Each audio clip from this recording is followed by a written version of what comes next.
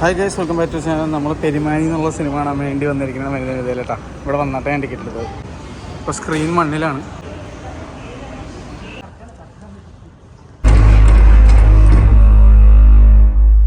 Perumani cinema വീട്ടിലെത്തി.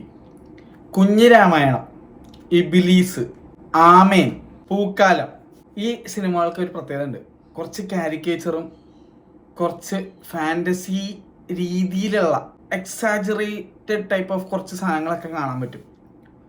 അതുപോലത്തെ ഒരു തരം സിനിമയാണ് പെരുമാനി.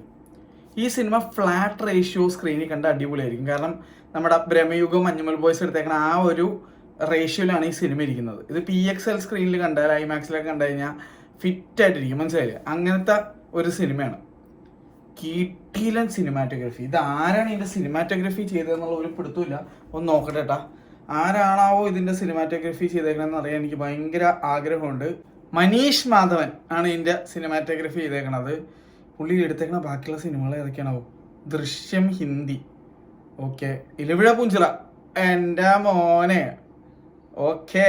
ജോസഫ്, വെറുതെ അല്ല, കലക്കൻ സിനിമാറ്റോഗ്രഫി. നേച്ചറിനെ ഒപ്പിയെടുത്ത് വെച്ചിട്ടുണ്ട്.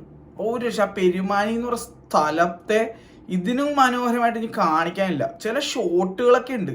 ഈ കഥയിലെ മെയിൻ ഒരു ദിക്ക്, ഒരു വശം കാണിക്കുന്ന ഒരു സ്ഥലം. ആ സ്ഥലം ഇങ്ങനെ ദൂരെ നിൽക്കുന്നു, പള്ളി ഇങ്ങനെ ഫ്രണ്ടിൽ വന്ന് നിൽക്കുന്ന കുറച്ച് ഷോട്ടുകളുണ്ട്. അടിപൊളിയാണ്. ചില ഷോട്ടുകളൊക്കെ നമുക്ക് സ്ക്രീൻഷോട്ട് എടുത്ത് വെച്ച് വാൾപേപ്പർ ഇടാൻ, അങ്ങനത്തെ സാധനങ്ങളായിരുന്നു. കിടിലൻ. മജു, ദ ഡയറക്ടർ ഓഫ് അപ്പൻ, അത് അൺഫോർച്ചുനേറ്റ്ലി നമുക്ക് എല്ലാവർക്കും OTT-യിലാണ് കാണാൻ പറ്റിയ, സോണി ലിവിൽ. കിടിലൻ പടമായിട്ട് തോന്നിയൊരു സിനിമയാണ് എനിക്കത്. കിടിലൻ. ആ പടം ഭയങ്കര റിയലിസ്റ്റിക് ആയിരുന്നു. ഈ പടം എതിർവശത്താണ്. സറ്റാർ രീതിയിലാണ് ഈ സിനിമ എടുത്തിരിക്കുന്നത്. ഇദ്ദേഹം ഇതിനു മുന്നേ എടുത്തു വെച്ച പടമായിട്ട് ഒരു ബന്ധമില്ലാത്ത പുതിയൊരു സാധനത്തിലേക്കാണ് വെഞ്ചർ ചെയ്തേക്കണത്. മനോഹരമായിട്ട് എടുത്തു വെച്ചിട്ടുണ്ട്. അടിപൊളി. ഈ സിനിമയിൽ ഒരു കൂട്ടം ആളുകൾ, അപ്പനിലുള്ള അതേ ആളുകൾ ഇതിനകത്തുണ്ട്. സണ്ണി വെയിൻ, അങ്ങനെ കുറേ കാര്യങ്ങളുണ്ട്. ഈവൻ കാസ്റ്റ് ആൻഡ് ക്രൂവിലൊക്കെ ഉണ്ടെന്ന് എനിക്ക് മനസ്സിലായി. പക്ഷെ എന്നെ ഏറ്റവും ഇമ്പ്രസ് ചെയ്ത ഒരാൾ ഇതിനകത്ത് ദീപ തോമസ് ആണ്. രസമായിട്ട് അഭിനയിച്ചിട്ടുണ്ട്. നല്ല രസമുണ്ട് ദീപ തോമസിൻ്റെ ആക്ടിങ്, എടുത്തു പറയേണ്ടതാണ്. ഈവൻ മറ്റുള്ള ആക്ടേഴ്സ്, ഓരോ ലുക്മാൻ ആയിക്കോട്ടെ, എല്ലാവർക്കും അവരുടേതായിട്ടുള്ള സ്പേസസ് കൊടുത്തിട്ടുണ്ട്. ഇതൊക്കെ പറയുമ്പോഴും star of the show Vinay ഫോർട്ടാണ്. ഒരു രക്ഷയില്ല. പുള്ളി സ്ക്രീനിൽ വരുമ്പോൾ നമ്മൾ ചിരി തുടങ്ങും. ഇതൊരു സറ്റാർ കോമഡിയാണ്. ഈ സിനിമയിൽ പുള്ളി സ്ക്രീനിൽ വന്ന അപ്പം നമ്മൾ ചിരിക്കും. ഒന്നാമത് പുള്ളിയുടെ ആ മറ്റേ ഇങ്ങനത്തെ ആ ഒരു അപ്പിയറൻസ്, നമ്മുടെ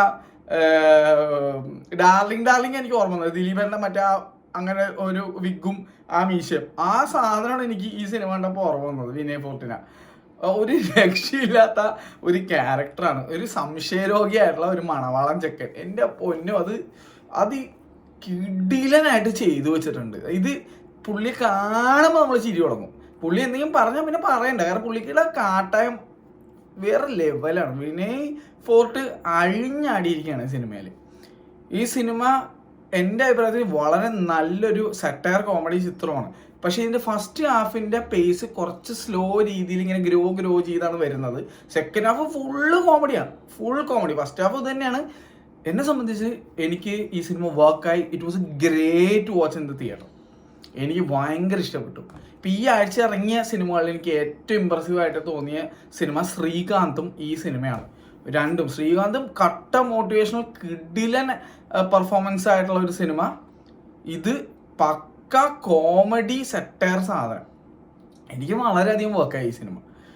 അത്ര രസമായിരുന്നു ഈ സിനിമ. ഞാൻ ആക്ച്വലി ഈ സിനിമക്ക് ഇന്ന് പോകാൻ നിന്നതല്ല, ഇത് നാളെ കാണാമെന്ന് വിചാരിച്ചിട്ട് നമ്മുടെ കവിൻ്റെ ഒരു സിനിമ ഇറങ്ങിയിട്ടുണ്ട്. ആ സിനിമ കാണാമെന്ന് വിചാരിച്ചാണ് ഇരുന്നത്. പക്ഷെ അൺഫോർച്ചുനേറ്റ്ലി ആ ഷോ എനിക്ക് പോകാൻ പറ്റിയില്ല.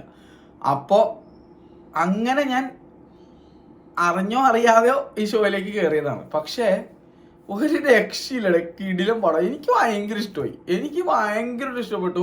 പൊതുവെ ഞാൻ കോമഡി സിനിമയുടെ കാര്യത്തിൽ ഭയങ്കര പിക്കിയാണ്. ക്വാക്കി ആയിട്ടുള്ള മൂവീസ് എനിക്ക് എല്ലാം ഒന്നും അങ്ങനെ വർക്ക് ആവാറില്ല. പക്ഷേ ഇതെനിക്ക് വർക്കായി. ഇബിലീസ് എന്നുള്ള സിനിമ എനിക്ക് ഭയങ്കര ഇഷ്ടപ്പെടാനൊരു കാരണമുണ്ട്. അതായത് ആ സിനിമ എന്നുള്ള ആസ് എ ഹോളല്ല എനിക്ക് ഭയങ്കര വലിയ സിനിമ അങ്ങനെയല്ല എനിക്ക് ഫീൽ ചെയ്തത്. എനിക്ക് ആ സിനിമയിൽ ഒരു പർട്ടിക്കുലർ കാര്യം ഭയങ്കര ഇഷ്ടപ്പെട്ടിരുന്നു, അതിൻ്റെ സിനിമാറ്റോഗ്രഫി. ആ ഒരു ബർഫി സ്റ്റൈല് ഒരു സാധനം ആ സിനിമയുടെ ഭയങ്കര ഗ്ലോയി ആയി ഭയങ്കര അത് ഭയങ്കര ഇഷ്ടമാണ് എനിക്ക്. ആ ബർഫി സിനിമ, ഹിന്ദി സിനിമ ബർഫി ഉള്ളവർക്ക് അറിയാം.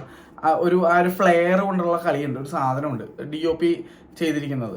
ആ ഒരു സാധനം ഒരു ഹെവൻലി ഫീലാണ് നമുക്ക് അതിൽ കിട്ടുന്നത്. ഇപ്പം നിങ്ങൾ സിനിമ കണ്ടവരാണ് നിങ്ങൾക്ക് അറിയാം ഇബിലീസ് പടത്തിൻ്റെ, എനിക്കത് റിവീൽ ചെയ്യണമെന്നില്ല, കാണാത്തവരുണ്ടെങ്കിൽ ആ സിനിമ കണ്ടു നോക്കുക. അതൊരു ഭയങ്കര ഡിഫറെൻ്റ് ആയിട്ടുള്ളൊരു സിനിമയാണ്, എവരിബഡീസ് കപ്പ് ഓഫ് ടീ അല്ല. പക്ഷേ എനിക്ക് ആ സിനിമയുടെ മേക്കിംഗ് ആൻഡ് സൗണ്ട് ഡിസൈൻ ഒക്കെ ഭയങ്കര ഇഷ്ടപ്പെട്ട ഒരു സിനിമയാണ്.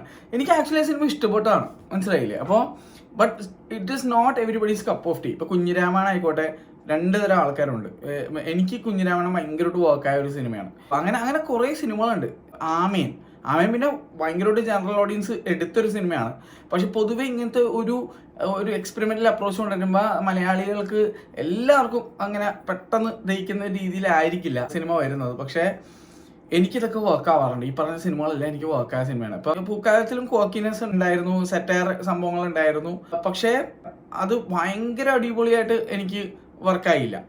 എന്താ പറയുക, ഒരു നല്ല സിനിമ, പക്ഷേ ചില പെർഫോമൻസസ് ഒന്നും ഞാനായിട്ട് കണക്റ്റ് ആയില്ല. അപ്പം അങ്ങനെയായിരുന്നു ആ സിനിമയുടെ അവസ്ഥ.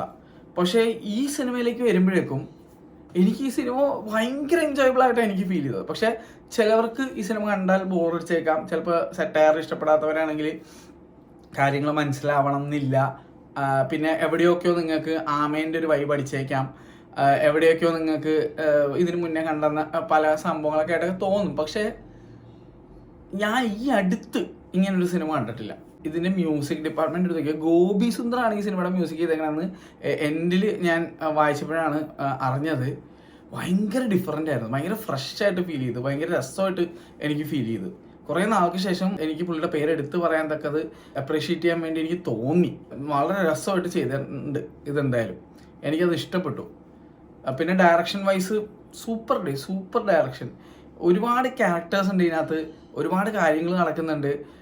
എവിടെയൊക്കെ ഇങ്ങനെ ഒരു പ്രിയദർശൻ സിനിമ കണ്ട പണ്ടത്തെ നമ്മുടെ 90s പ്രിയദർശൻ സിനിമയുടെയൊക്കെ കുറച്ച് സാധനങ്ങളൊക്കെ ഉണ്ട്. അത് കുറേ ക്യാരക്ടേഴ്സ് ഒന്നും കുറേ സാധനങ്ങൾ സംഭവിക്കൂലേ, അങ്ങനത്തെ സംഭവങ്ങളൊക്കെ എന്നും പറഞ്ഞ് പ്രിയദർശൻ്റെ അതേ ഒരു സ്റ്റൈലല്ല കേട്ടോ ഇത്. പുള്ളിയുടേതായ സ്റ്റൈലിൽ പുള്ളി ചെയ്തിട്ടുണ്ട്. എന്താണ് ഡയറക്ടറിൻ്റെ പേര് എടുത്ത് പറയാതിരിക്കാൻ പറ്റില്ല, മജു. അയ്യോ സൂപ്പർ, നല്ല പടമായിരുന്നല്ലേ. എനിക്ക് വർക്കായി. പക്ഷേ I still say this is not everybody's cup of tea. പക്ഷേ നിങ്ങൾക്ക് ലൈറ്റ് ഹാർട്ടഡ് ആയിട്ട് എൻജോയ് ചെയ്യാൻ പറ്റുന്ന ഒരു സറ്റയർ കോമഡി സിനിമയാണ്. Vinay Forrt is undoubtedly the show stealer here. എല്ലാവരും ഉണ്ടെങ്കിലും പുള്ളി വേറെ സീനായിരുന്നു ഈ പടത്തിൽ. I am a huge fan of his works. ഇതുവരെ പുള്ളി അഭിനയിച്ചിരിക്കുന്ന ഓൾമോസ്റ്റ് ഒരുപാട് സിനിമകൾ എനിക്ക് ഇഷ്ടമാണ്. പുള്ളിക്ക് മാത്രമേ പറ്റുന്ന കുറച്ച് ഐറ്റംസ് ഉണ്ട്. അത് വിനയ് ഫോർട്ട് അങ്ങനത്തെ സാധനം കിട്ടിക്കഴിഞ്ഞാൽ പുള്ളി കയറി ഇങ്ങനെ പൂണ്ട് വിളയാടിക്കളയും. അങ്ങനത്തെ റോളാണ് ഇതിനകത്ത് പുള്ളി ചെയ്ത് വെച്ചിരിക്കുന്നത്. അടിപൊളിയായിട്ടുണ്ട്. എനിക്ക് പേഴ്സണലി ഭയങ്കരമായിട്ട് ഇഷ്ടപ്പെട്ട സിനിമ. ഇപ്പം നിങ്ങൾ സിനിമ കണ്ടവരാണെങ്കിൽ അഭിപ്രായം എന്താണെന്നുള്ളത് പറയുക. കുറേ കാര്യങ്ങളൊക്കെ പറയണമെന്നുള്ളത്, പക്ഷേ ഈ കഥയുടെ കുറേ കാര്യങ്ങളൊക്കെ റിവീലായി പോകുമ്പോൾ ഞാൻ പറയാത്തതാണ്. അപ്പോൾ എന്തായാലും നിങ്ങൾ എൻ്റെ വിനീതമായ ഒരു അഭിപ്രായം, ഈ സിനിമ തിയേറ്ററിൽ കാണാൻ ശ്രമിക്കുക, നല്ല രസമായിരിക്കും എന്നാണ് എൻ്റെ ഒരു തോന്നൽ. അപ്പോൾ എനിക്കിഷ്ടപ്പെട്ടു. നിങ്ങൾ ഓൾറെഡി സിനിമ കണ്ടവരാണെങ്കിൽ അഭിപ്രായം എങ്ങനെയുണ്ടെന്നുള്ളത് കമൻറ്റ് ചെയ്യുക. നമുക്ക് വേറെ വീഡിയോ കാണാം. നമ്മുടെ കവിൻ്റെ സിനിമ എനിക്ക് കാണാൻ പോകണം. അത് ഷോ ഇന്ന് വേറെ ഇല്ലടേ. ഉള്ള സ്ഥലമാണെങ്കിൽ വരണമെങ്കിൽ ഒരു അവിഞ്ഞ് ചീഞ്ഞ തിയേറ്ററാണ് ഇപ്പം. അതുകൊണ്ട് അവിടെ പോകാൻ എനിക്ക് മനസ്സില്ല. ഞാൻ എന്തായാലും നാളെ നല്ലൊരു തിയേറ്ററിൽ തന്നെ സിനിമ കാണണമെന്ന് ആഗ്രഹമുണ്ട്. നല്ല അഭിപ്രായങ്ങളാണ് സിനിമയ്ക്ക് വരുന്നത്. കണ്ടിട്ട് എൻ്റെ അഭിപ്രായം എന്താണെന്നുള്ളത് നാളെ ഇടാം. അപ്പോൾ ടാറ്റ.